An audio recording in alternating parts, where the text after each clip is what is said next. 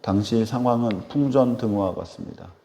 바람 부는데 촛불이 앞에 켜 있는 거예요. 언제 꺼질지 몰라요. 예레미야 38장부터 보실게요. 나라가 이제 멸망당하기 몇 년 전이고요. 앞으로 어떻게 될지 모르고요.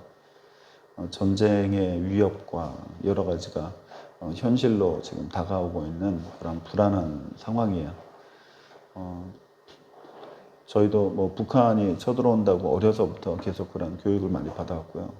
제가 경험한 건 예전에 이융평이라고 북한의 미국기를 끌고 한국으로 넘어와서 그때 난리 났었죠. 뭐 사재기를 하고 전쟁이 나는 줄 알고 사이렌이 울리고 근데 귀순하는 그런 사건 때문에 그랬죠. 실제로 전투기가 와서 막 싸움이 시작되고 한다고 생각해 보세요. 모든 일상이 다 멈춰지고 어떻게 생존해야 될지, 어떻게 살아가야 될지, 피난을 가야 될지, 아니면 여기 있어야 될지, 뭐 그런 상황이죠. 지금 남유다가 그런 상황 속에 있어요. 어떠한 말씀이 펼쳐지는가? 38장 보시면 38장에 이름이 몇 명이 나와요. 이 이름이 나오는 사람들은 다 아주 고위 공직자들입니다. 그들이 예레미야가 하는 말을 들었어요.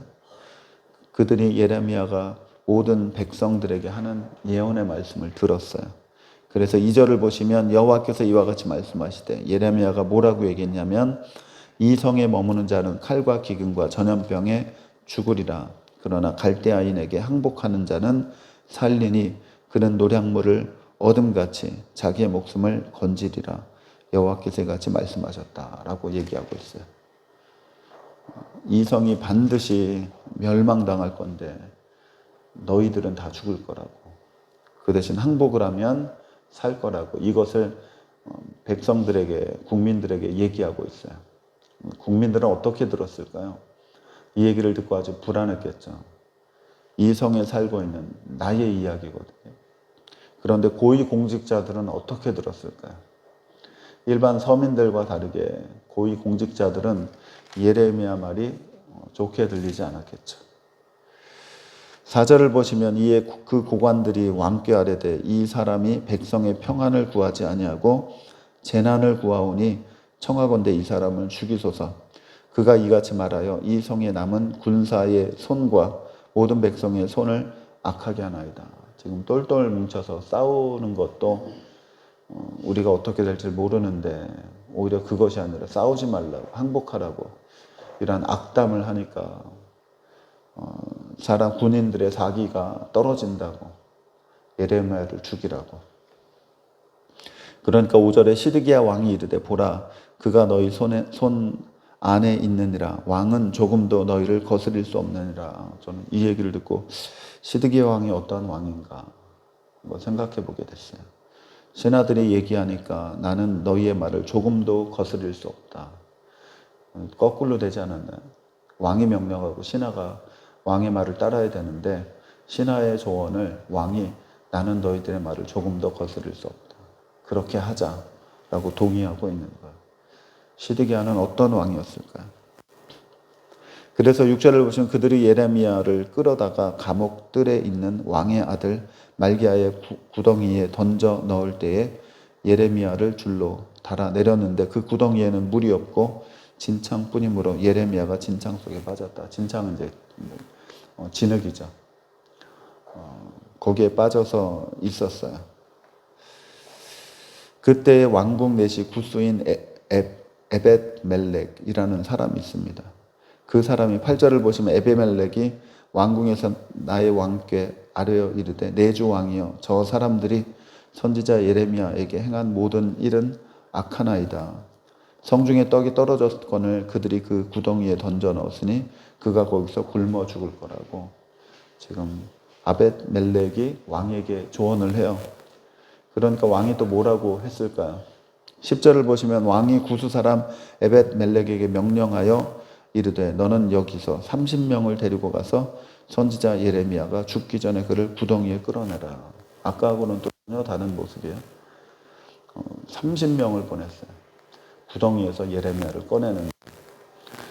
구덩이에서 예레미야를 꺼내는데 한 두 사람만 있으면 되지 않을까요? 그런데 30명을 보냈어요. 뭐 군사들이죠. 주변을 지키려고 예레미야를 구출하는데 방해하는 사람들을 막으라고, 보호하라고 30명을 보냈어요. 이 시드기야는 어떤 인물일까 한번 이렇게 유심히 보고요. 아비멜렉이란 사람은 이 8절에 왕궁의 내시인데 구스 사람이래요. 외국인이에요. 이방인이에요. 이 아비멜렉 때문에 예레미야가 살아나요. 근데 나중에 하나님께서 이 아비멜렉에게 이 일을 기억하셔서 나중에 이것 때문에 목숨을 살려주세요. 그 장면도 우리가 좀 살펴볼게요. 그래서 밧줄을 내려서 예레미야를 건집니다. 13절 그들이 줄로 예레미야를 구덩이에서 끌어낸지라 예레미야가 시위대 뜰에 머무니라. 살게 됐어요. 만약에 이러지 않았다고 한다면 굶어 죽든지 아니면 진흙에 빠져서 큰일을 당했겠죠.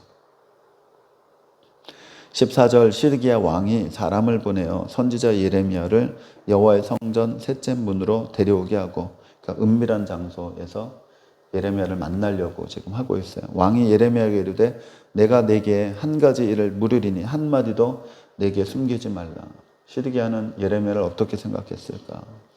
15절 예레미야가 시드기야에게 이르되 내가 이 일을 왕에게 아시게 하여도 왕이 결코 나를 죽이지 아니하시리니까 가령 내가 왕을 권한다 할지라도 왕이 듣지 아니하시리다. 예레미야가 한 말이 뭐예요? 솔직하게 얘기한다고 한들 왕이 안 들으실 거라고. 또 신하들의 이야기를 듣고 그리고 오히려 나를 죽이지 않겠냐고.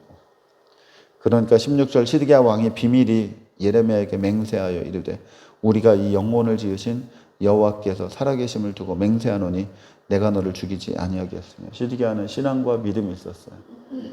하나님을 두려워하는 마음 때문에 예레미야를 죽이지 않겠다고, 그리고 신하들한테 넘기지 않겠다고 얘기를 해요. 17절 예레미야가 시드기야에게 이르되 만군의 하나님이신 이스라엘 하나님 여호와께서 이와 같이 말씀하시되 내가 만일 바벨론의 왕의 고관들에게 항복하면 내 생명이 살겠고 이 성이 불사름을 당하지 아니하겠고 너와 내 가족이 살려니와 내가 만일 나가서 바벨론 왕의 고관들에게 항복하지 아니하면 이 성이 갈대아인의 손에 넘어가리니 그들이 이 성을 불사를 것이며 너는 그들의 손에 벗어나지 못할 것이다 라고. 예레미야 선지자의 메시지는 어때요? 똑같아요. 한결같아요. 다르지 않아요. 왕한테 얘기하나 일반 서민들한테 얘기하나 똑같습니다. 지금 상황에서 항복하면 살 것이고 항복하지 않으면 모두 다 죽는다. 이 메시지가 변하지 않아요. 어떤 상황이든, 안전한 상황이든 위협적인 상황이든 누구 앞에서든 간에 똑같은 것을 볼 수가 있어요. 그러니까 어떻게 돼요? 이런 죽을 위험에 빠지고 죽이려는 사람들이 나타나고 핍박을 당하고. 저는 고민이 들었어요. 제가 무슨 고민을 했을 것 같으세요? 하나님 말씀을 있는 그대로 전하면 어떻게 될까? 하나님 말씀, 평안의 말씀, 축복의 말씀만 찾아서 전하면 모두가 다 행복해하죠. 모두가 다 좋아하죠. 그런데 진짜 하나님 말씀을 묵상하고 연구하고 이 시대에 필요한 하나님께서 주시고자 하시는 메시지를 눈치 안 보고 상황 생각하지 않고 그대로 전하면 어떤 일이 생길까요? 그런데 그렇게 한번 그 길을 한번 가보고 싶다는 마음이 들어요. 우리가 정말로 예수 믿고 예수님을 제대로 믿고 살면 저와 여러분의 현실에서 무슨 일이 벌어질까요? 뭐 지금은 좀 덜하지만 저희 때는 뭐 주일날 돈도 안 쓰고 신앙생활을 정말로 순수하고 깨끗하게 살아내려고 노력하고, 특별히 예수 믿으면 술, 담배 하지 않고. 그래도 사회 나가면 어때요? 저도 대학교 가보니까 뭐 완전 술 파티를 하고, 뭐 직장 가보면 어때요? 회식 문화가 굉장했었잖아요. 지금은 좀 덜하지만. 그런데 그 안에서 그리스도인이 어떻게 살아요? 손가락질 당하죠. 상사가 주는데 안 받아 그러면서 유두리가 없다고, 융통성이 없다고 불이익을 당하고. 그것을 감수했어요. 감당했어요. 정말로 예수님의 이 말씀을 따라 살면 제가 산상설교를 주일날 하려고 좀 그래요. 근데 그 내용을 보면 예수님 믿는 사람으로 산다는 것이 무엇인가 설렁설렁하지가 않아요. 그렇게 살면 사회에서 이 세상에서 무슨 일이 펼쳐질까? 우리는 전도를 나아가서 띠두르고 전도지 주고 그것을 전도라고 생각하죠. 아, 참 전도가 이 시대가 안 된다 막 그렇게 얘기하죠. 진정한 전도는 우리가 그리스도인으로 사는 거예요. 그리스도인으로 생각하고 그리스도인으로 말하고 그리스도인으로 행동을 하면 그것이 빛과 소금의 역할이죠. 나가서 교회 오세요. 한 번만 나오세요. 그것이 전도가 아니에요, 사실. 그렇게 살면 물과 기름처럼 세상에서 보일 거예요. 어떤 사람들은 욕하고 삿대질하고 예수 믿는 사람들 참 이상한 사람들이라고 이해하지 못하고 어떤 사람들은 아, 참 다르구나. 예수 믿는 삶이 그 사람들 눈에 신기하게 보이고 남들 같으면 거짓말하고 편법을 쓰고 남들 같으면 이익을 보기 위해서 서류를 조작하고 그러는데 예수 믿는 사람들 전혀 그러지 않아요. 처음에는 이상하게 보죠. 근데 1년, 2년, 3년 보니까 야 믿을 만하다. 저 사람이 믿는 예수님 나도 한번 믿어보고 싶다. 이러한 사람들이 생길 거예요. 그것이 전도 아닌가요? 전도는 뭔가요? 도를 전하는 거예요.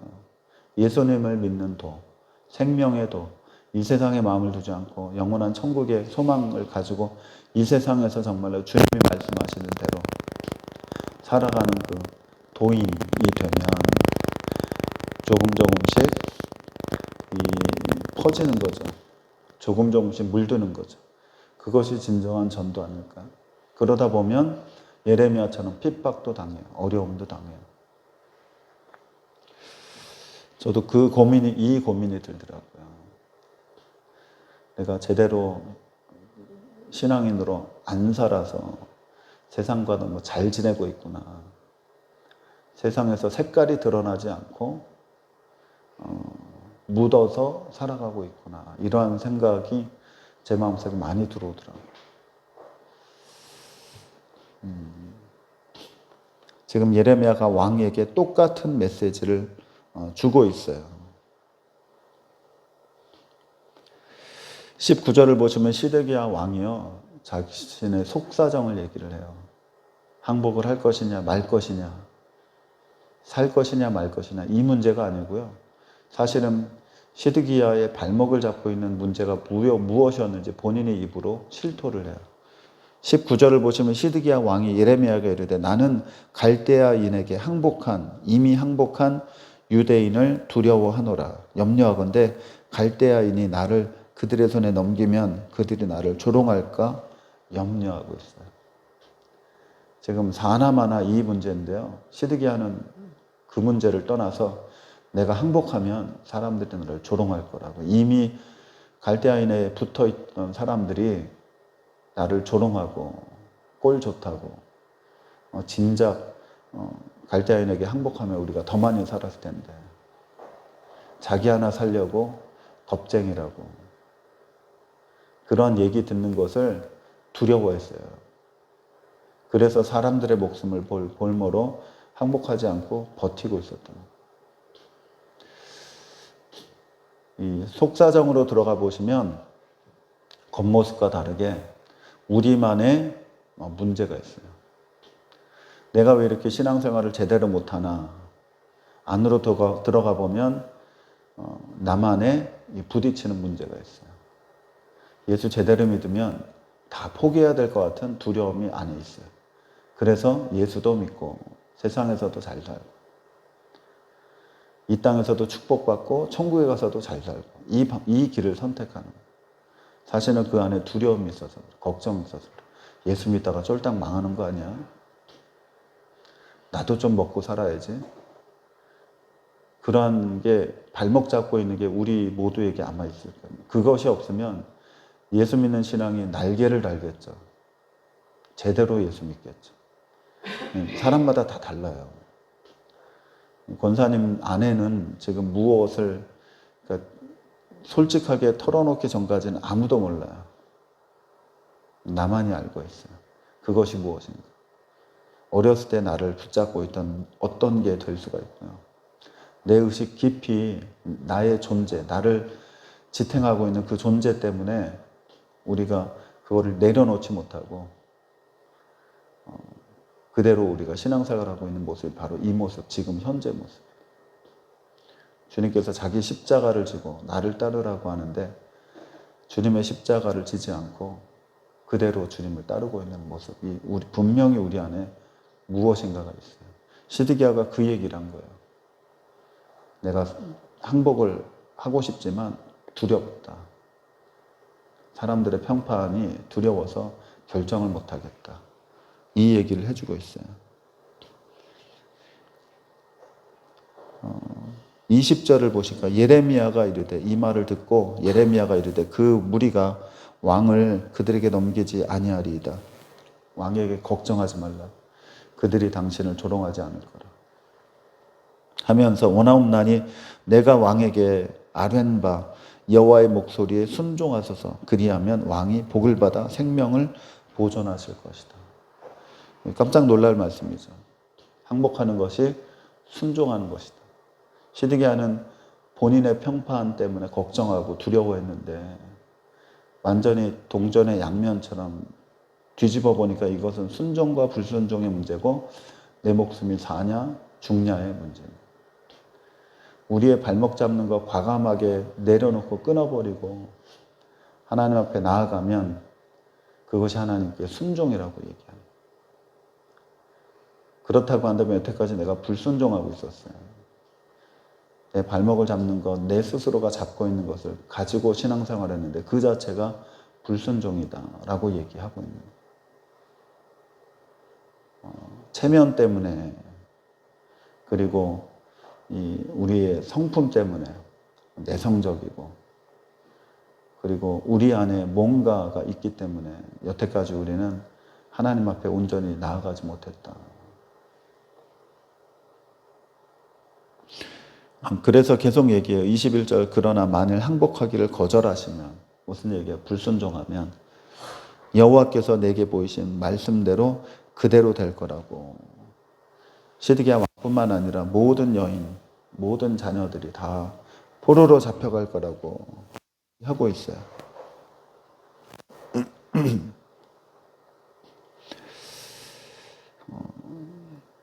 39장으로 가보실까요? 39장 1절 유다의 시드기야 왕의 제9년 첫째 달에 바벨론의 느부갓네살 왕과 그의 모든 군대가 와서 예루살렘을 에워싸고 치더니 시드기야 제11년 넷째 달 아홉째 날에 성이 함락되니라. 예루살렘이 함락되네. 1년 6개월 동안 고사작전으로 토성을 쌓고 아무도 들어가지 못하게 해서 안에서 그냥 스스로 멸망하도록 1년 6개월을 기다렸어요. 시드기야 11년 넷째 달에 예루살렘 성이 완전히 함락이 되고 항복 선언을 했어요. 시드기야 왕이.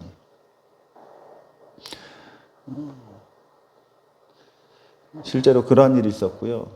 그때 무슨 일이 있었냐면 39장 10절을 보시면 사령관 느부라사단이 느부갓네살의 사령관이죠. 아무 소유가 없는 빈민을 유다 땅에 남겨두고 그날의 포도원과 밭을 그들에게 주고 나머지는 다 포로로 잡아가요. 유다에 남아있는 사람은 빈민들만 남아있죠.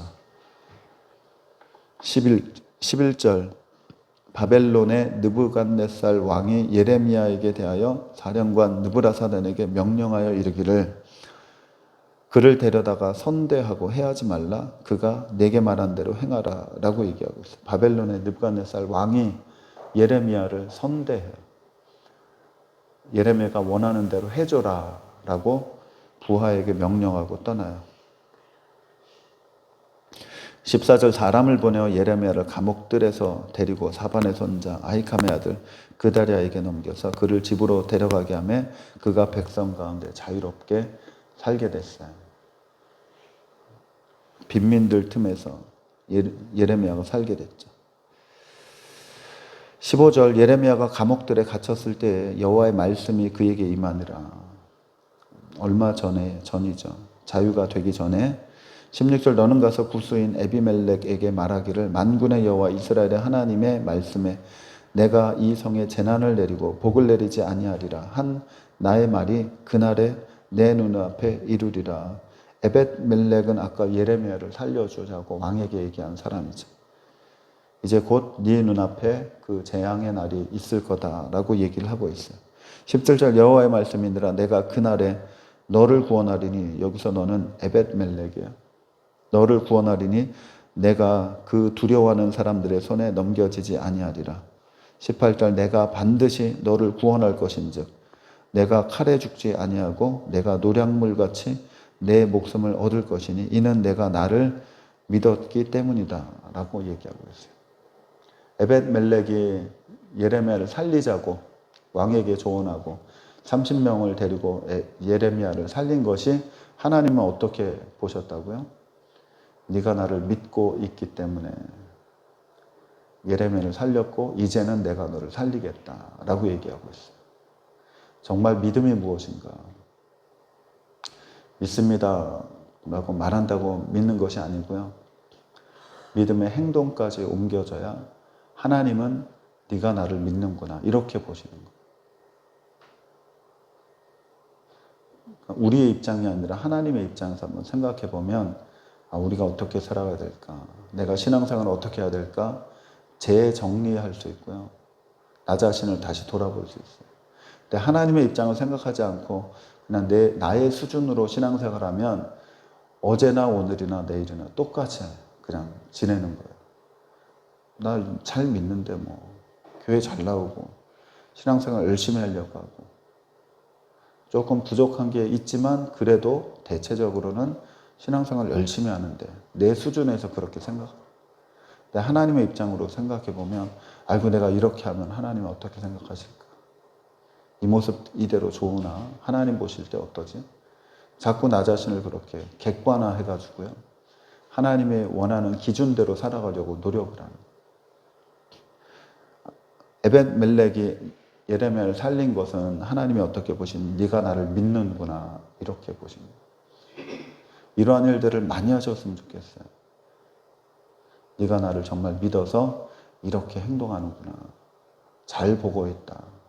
잘했다. 이렇게 하나님께 칭찬받는 그러한 분들이 다 되시고 그러한 교회가 되기를 간절히 소망합니다. 잠깐 기도하겠습니다. 하나님, 무엇이 순종이고 무엇이 불순종인가? 그리고 무엇이 하나님을 믿는 것이고 무엇이 하나님을 믿지 않고 행동하는 것인가? 오늘 말씀을 통해 하나님 보여주셨습니다. 그리고 정말 사냐 죽냐의 문제를 시드게 하는 그것 때문에 사람들의 평판이 안 좋을까 봐 걱정하여서 결정하지 못했는데 아버지 하나님, 저희들도 우리가 온전한 신앙으로 온전한 순종의 삶으로 나아가는데 우리를 붙잡고 있는 것이 있습니다. 우리 안에 있습니다. 우리가 그동안 살아왔던 어려서부터 살아왔던 모든 인생 가운데 가장 두려워하고 겁을 내고 공포스럽고 이거 하면 내 존재가 무너질 것 같은 그런 것 때문에 우리가 신앙에 한 발 나서기가 주저할 때가 참 많고 아직도 그런 모습이 사실 우리 안에 있는데 우리가 이것을 드러내지 않고 가만히 가지고 지금까지 살아온 그러한 모습이 분명히 있습니다. 하나님, 이제는 정말 주님 앞에 나의 연약한 부분을 내어놓게 하시고 하나님의 입장, 하나님의 기준, 하나님의 생각, 하나님은 나를 어떻게 보실까? 우리는 자꾸 우리의 시선을 주님께 두어 우리의 이 부족한 삶이 정말 순종의 삶으로 우리의 신앙이 하나님을 진정으로 믿는 모습으로 나아가는 성숙한 하나님의 사람, 예수님의 인격 담는 하나님의 사람 다 되게 하여 주시옵소서. 예수님의 이름으로 기도드립니다. 아멘. 하늘에 계신 우리